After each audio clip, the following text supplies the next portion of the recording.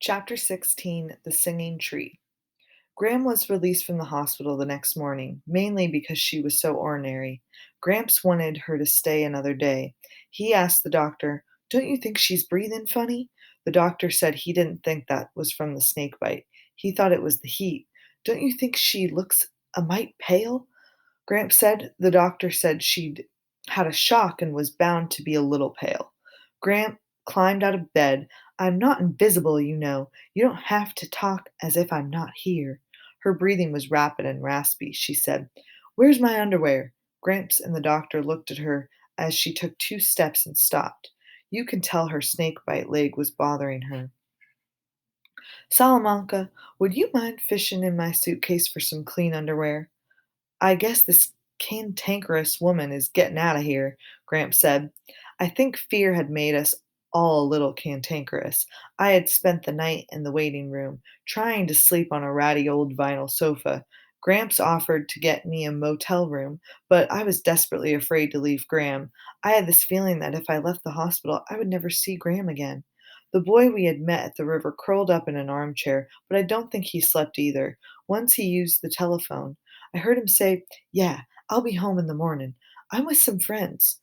The boy woke up at 6 o'clock to say he had asked about Gram, and the doctor said she was much better. "I'll go on home then," he said. He handed me a piece of paper. "It's my address, in case you ever want to write or anything." "Oh," I said. "I'd understand if you didn't want to," he said. I opened the paper. "What's your name?" He smiled. "Oh, yeah, right." He took the paper and wrote something on it. "See ya," he said. After he had left, I looked at his name, Tom Fleet. It seemed like such an ordinary name. As we were checking out of the hospital, I asked if we should call my father. Gramps said, "Well, now, Chickabiddy, I thought about that, but it's only going to make him worry. If our gooseberry was staying in the hospital, I'd call. But since we're getting back on the road, what do you think? Do you think we should do you think we could wait to call him when we get to Idaho so he won't worry so much?" Gramps was right, but I was disappointed. I was ready to call my father. I wanted very much to hear his voice, but I also was afraid that I might ask him to come and get me. In the car, Gramps put a suitcase on the floor and laid his jacket across it. "How's that for a footstool?" he said. He helped Gram settle in and placed her snakebite leg up on the suitcase. The doctor said you should keep that leg propped up. "I know it," Gram said. I heard him. "That snake didn't bite my ears, you know."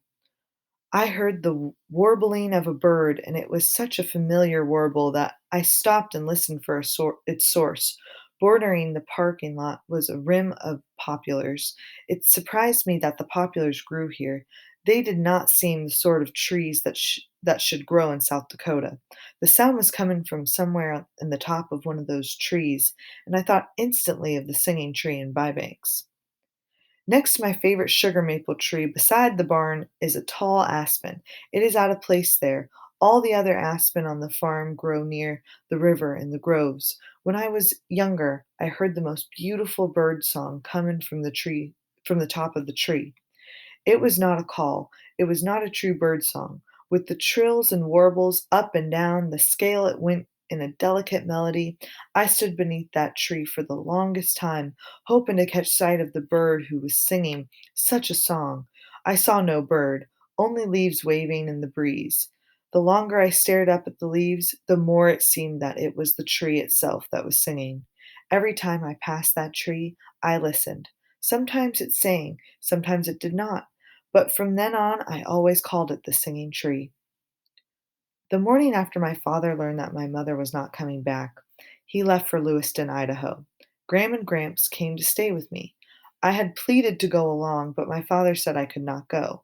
That day I climbed up into the maple and watched the singing tree, waiting for it to sing.